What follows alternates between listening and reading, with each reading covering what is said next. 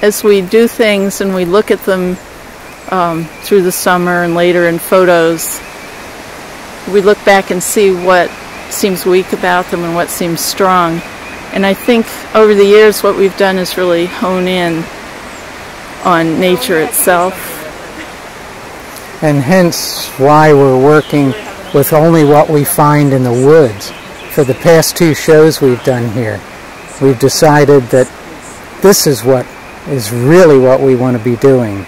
Not bringing in something that we've done in the studio and putting it in the woods, where it might look good, it might be interesting, it might be, whatever, but to work with the nature that we're finding here is just such a powerful experience.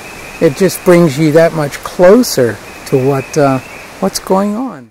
This piece is called Gum Wrapper, and it's all gum balls from the sweet gum trees around here. It was interesting to find out that the Native Americans chewed the resin, the sap, from the gum ball trees, the gum trees. Have you tried it? No. Okay. No, but it's still in chewing gum today. So hence, I guess, the title came first, and then I guess we found out about the fact that this was chewed by... So, Gum Wrapper is a very appropriate title for this piece. Now, this was a fun piece to do, starting down at the bottom, and the gum balls have these nice long stems on them, and so you can staple gun that. And then this is a dead tree. We would never do this to a live tree. We don't put nails and staples into live trees. The dead tree, that's sculpture material. It's called Prickerings, and it's all made with greenbrier, which is a prickly vine that grows up trees, tangles in them, chokes them, and we were finding it everywhere while we were making sculptures 2 years ago. So I started cutting it and winding it up in wreaths, and we thought, gee, that could be art. So 2 years ago, when we did the show here at the Arboretum, we made, I don't know how many, and hung them up in the trees and left them to weather, let them go through the seasons. And now, this year, we found more greenbrier.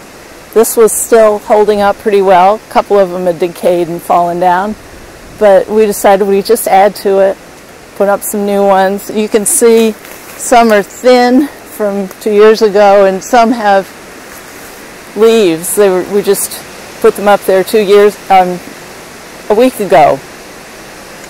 So we have kind of a time thing going here, as well as just kind of the joyful, bubbly kind of feeling of this dance of Prickerings up here. They kind of come and go, they disappear as the light changes, and then they reappear. It's really nice early in the morning when the light hits them, especially if there's a mist. Well, we'd like to have the viewer feel like they've kind of honed their visions, they're seeing more and noticing more, because in this society we tend to not notice nature. We tend to be looking at either the TV screen or the computer screen or the phone screen, and to get out in nature and start to really see things, and also to get a sense of the creativity and playfulness of nature, I think is what we're really after.